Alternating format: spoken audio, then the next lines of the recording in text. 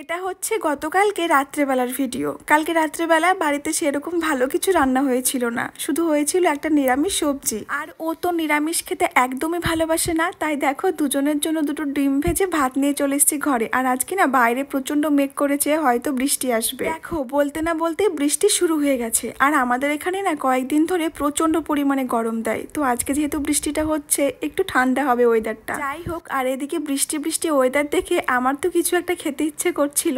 তারপরে হঠাৎ করে মনে পড়লো, ওহো ও তো দুটো জিনিস এনেছিল যেটা বাড়িতেই তৈরি করে খেতে হবে। আর দেখো এই সেই তরকা ডালটা, ওর কাছে সেদিনের তরকার রুটিটা নাকি দারুণ লেগেছিল খেতে, তাই দেখো আরো একটা প্যাকেট এনেছে। তো আমাকে বলছিল তুমি যেহেতু কয়েকদিন পর বাড়ি চলে যাবে, তো আরো একদিন কটা রুটি বানিও আর আমি এই তরকাটা বানাবো। আর তার সাথে এনেছে এই পপকর্নের প্যাকেটটা, তো মাত্র 10 টাকা। আমাদের পাশের গ্রামে একটা নতুন দোকান বসেছে জানো, ওইখানে পাওয়া যায় না এমন কোনো জিনিস নেই, সবকিছু পাওয়া যায়। আমি তো খুবই টেনশনে ছিলাম যে আদৌ পপকর্নটা খেতে পারবো তো, ভালো মতো হবে তো। আর দেখো এদিকে এত ফুটছে, দেখো কি সুন্দর ফুলেছে, ফুলে কতগুলো হয়ে গেছে। যে কোনো জিনিস প্রথমবার ট্রাই করতে কিন্তু ভীষণ ভালো লাগে, তার মধ্যে যদি প্রথমবারে এত সুন্দর হয়। যাই হোক, আমি এবং আমার বর আমরা দুজনেই কিন্তু টেনশনে ছিলাম যে ভালো মতো হবে তো, যেহেতু প্যাকেটের গায়ে লেখা ছিল যে প্রেসার কুকারে দিতে হবে, আর আমরা দিয়েছি কড়াইয়ে। বাইরে এখনো গুড়ি গুড়ি বৃষ্টি পড়ছে, আর এদিকে পপকর্নটা নিয়ে চলে এসেছি ঘরে। আর দেখো কতগুলো হয়েছে, তো আমরা খেতে থাকি। আর তোমাদের যদি ভিডিওটা ভালো লেগে থাকে তাহলে অবশ্যই একটা সাবস্ক্রাইব করতে ভুলো না।